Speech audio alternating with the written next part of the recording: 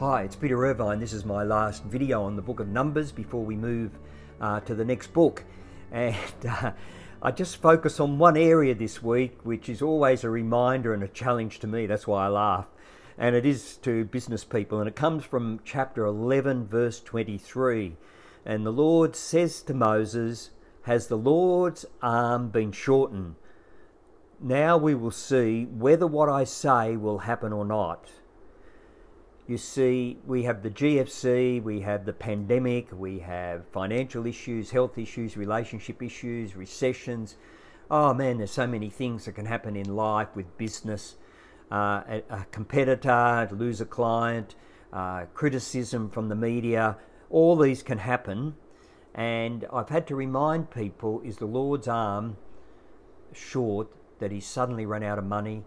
If he's birthed something, he's going to make happen. And I remember back in my year 8 at high school, which trust me was a long time ago, and I remember God saying to me when panic was setting in with word of mouth about the fear of overseas red perils and all sorts of stuff, we're all going to get shot.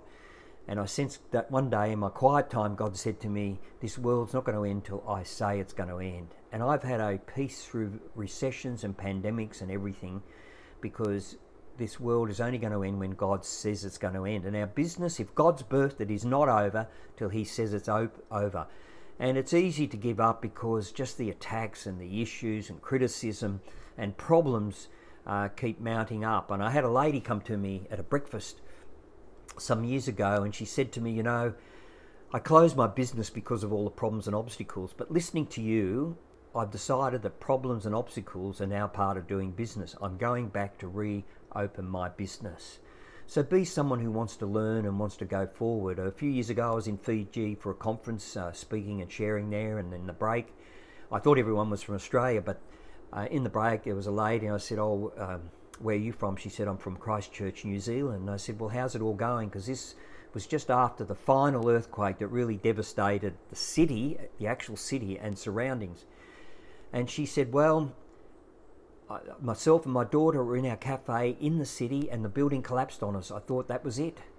And we got out alive, and I sensed that there's a greater purpose for my life. So the next day she started baking cookies and she started selling them to hotels and had built a business. And 2 months later, here she was, paid the money to this conference, which was very expensive, to come. And she said, I want to learn more how to do things business. Still, by that time, she hadn't had insurance, but she'd already started a business, and here she was, spent money to be able to learn, to be able to grow. Are you someone who gives up? Or are you someone who says, I'm up for this?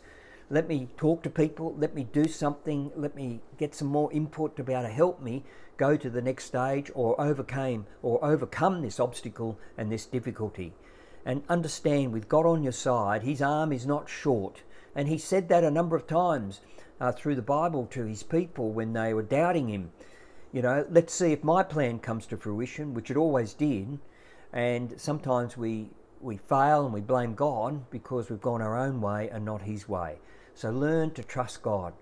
Trust God's integrity, because he's not going to let us down. Thank you.